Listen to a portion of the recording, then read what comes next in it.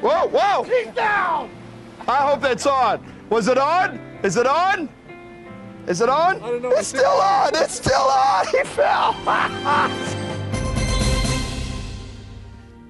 In chapter 5, I talk about, in my book, turning your dreams into success. But the key is that we're always in this cave mentally, and our environment says you can never do more than stay in this cave. Success is about feeling good about yourself, that you can say, there's more to what I'm doing. I know my marriage can be better. I know that my children can be better. I know I can be better. You know, I want to be progressive. You got to come out of your cave. You got to crawl. You got to fight. It's like being born.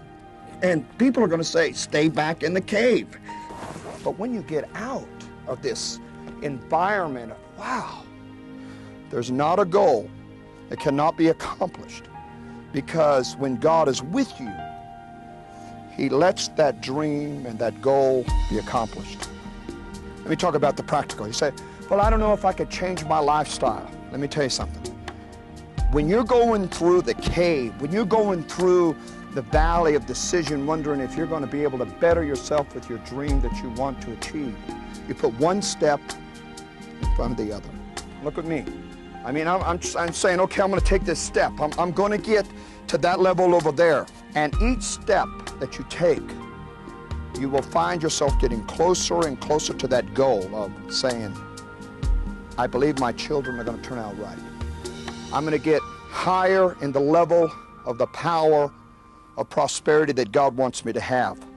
Your goal should be timed and dated. In other words, you need to say, I'm going to do such and such in the next 30 days. I'm going to write it down. I'm going to put it somewhere where it's before me. And then there is action day by day. In the confession, I am going to change. I am going to be better. I am going for the big climb because I'm going to change. And nobody can do it for you.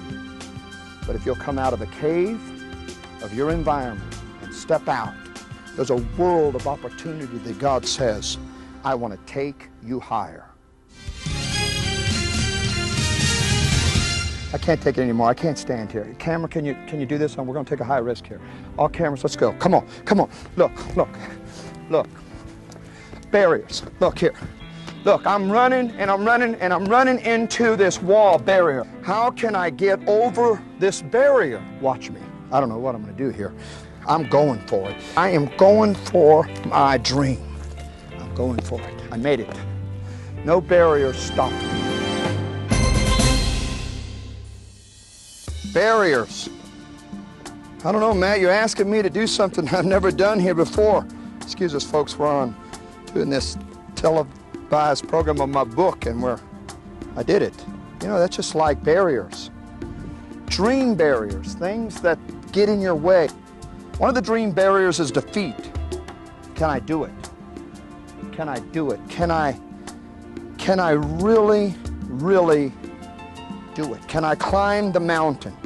Did you know Babe Ruth held the record for strikeouts long before he set the home run record? And Babe once said, may have my faults, but giving up ain't one of them.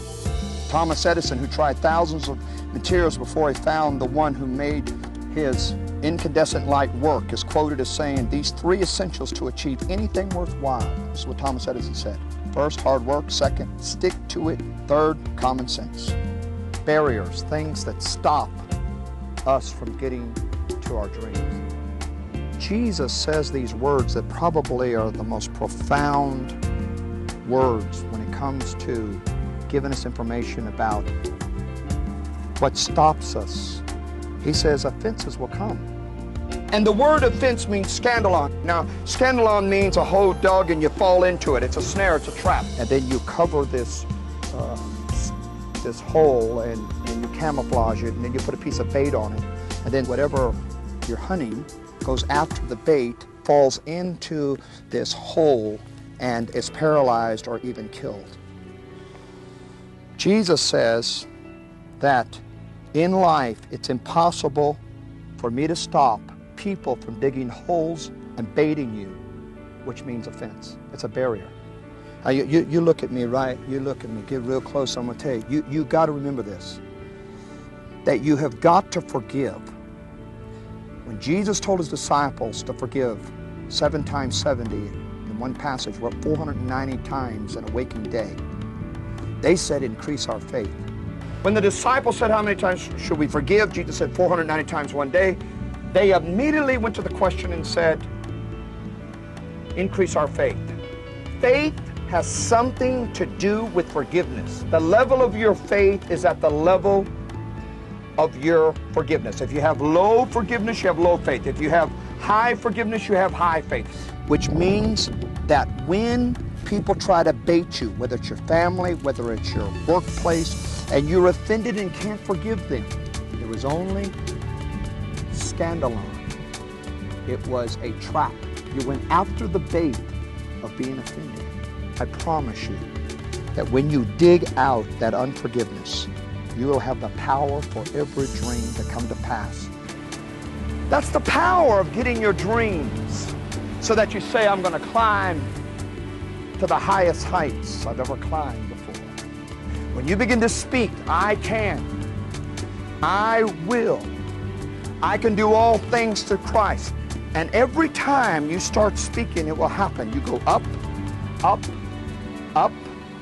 If you will right now get this book and you will take it and you will follow the principle of forgiving everyone who's ever offended you, that is the currency that will pay for your dream. Wow, God. Wow. I'll talk about see your future. See, dreams are just like that. How do you supersize your future? I mean, look at this sand. I'm putting it on this book. I mean, look at that right there. Look at that. That's nothing but sand. But the bottom line is that I can take that sand and that dirt, and I can literally speak to that dirt and say, I'm going to cultivate you to put you in a position in which people are going to say, I can take this, and I can make a dream out of it. There's 5 ways, 5 things. Number 1, ask lots of questions when you want to supersize your dream. 2, you got to hang around other believers who are greater achievers. If you want your dream to come to pass, you got to get around people who are better, who are high achievers and thinkers. Keep your mind from clutter. Ask the Holy Spirit to guide you toward your dreams that will help you work the gospel better. Supersize your dream. See your future and watch it come to pass. Henry Ford, his first car, he forgot to put reverse in it. When he got the car off the assembly line, they said, how are we going to back it up? And he said, I never thought about backing up. I always thought about going forward. The finish line. It's a chapter. Why have dreams? The dreams help you to glimpse the future of God's perspective. I write, dreams draw you out of the ordinary toward the extraordinary. Dreams help you overcome the impossible odds. Dreams give you purpose and meaning by propelling us toward worthwhile goals. Dreams provide energy for achievement. Dreams give a basic for reaching out to other people. Finish it. Finish what you have started out to do. I am going after it and nothing is going to stop me.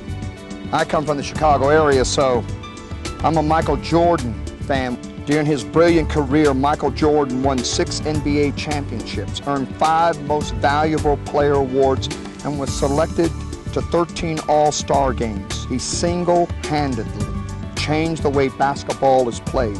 Why? Michael Jordan was always known as the finisher. I like what Apostle Paul said. I have fought a good fight, I have kept the faith, and I have finished. Come on.